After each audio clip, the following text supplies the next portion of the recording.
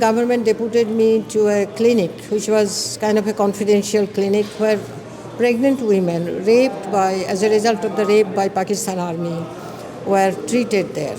So we did the induction, we did deliveries, we did abortions. I designed Mayer Bank, Mother's Bank, that we keep money.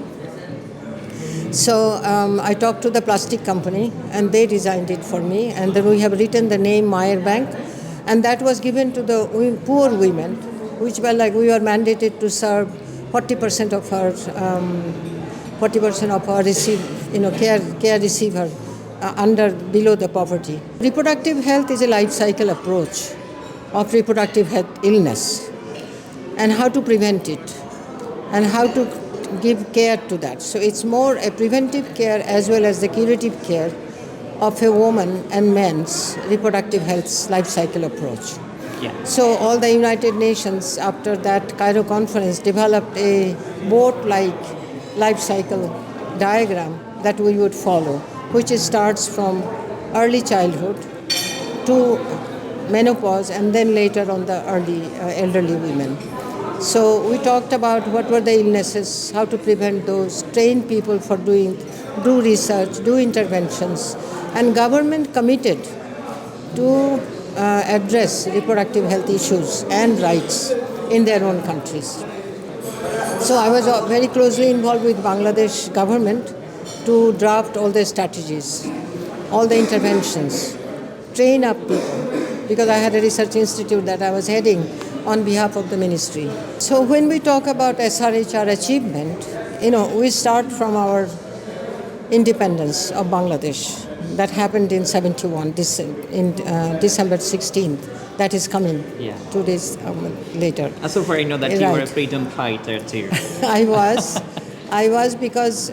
Great to have you here. Yeah, I joined family planning after my MBBS, and then government sent me to US for advanced training. When I came back, it was before independence we came back.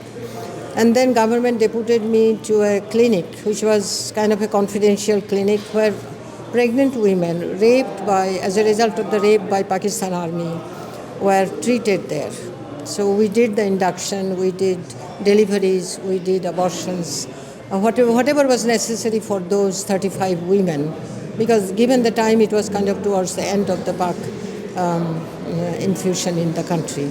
So I served them, and that was my fighting, or whatever you say, serving those women who fought for the country, who fought for the independence of the country. And I have a book that I have written in English. I can share that with you.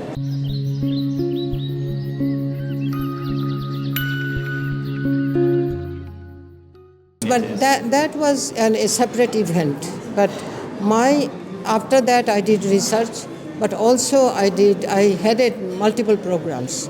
One was I was Director General of Family Planning Association. It was the oldest NGO, where they had in 21 districts their clinics, where they provided services to the grassroots people. So they had clinics at the district level, but at the rural level they had areas that they would have a staff who would go house to house and identify women who need services, family planning, reproductive health like antenatal care, delivery care, after that postpartum care and family planning.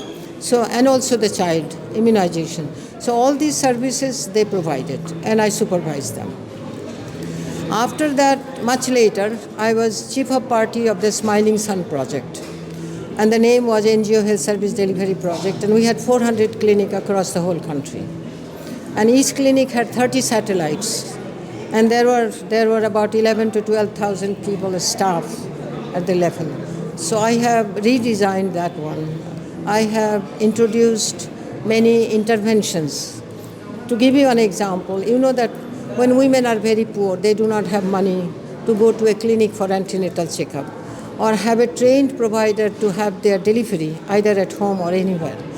So I designed Mayer Bank, Mother's Bank, that we keep money. So I talked to the plastic company and they designed it for me, and then we have written the name Mayer Bank, and that was given to the poor women, which were we were mandated to serve 40% of our care receiver below the poverty.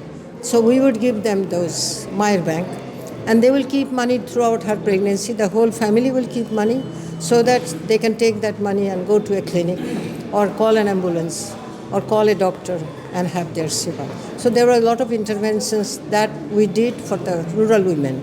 And the rural women were also staff, like they were reproductive health promoters.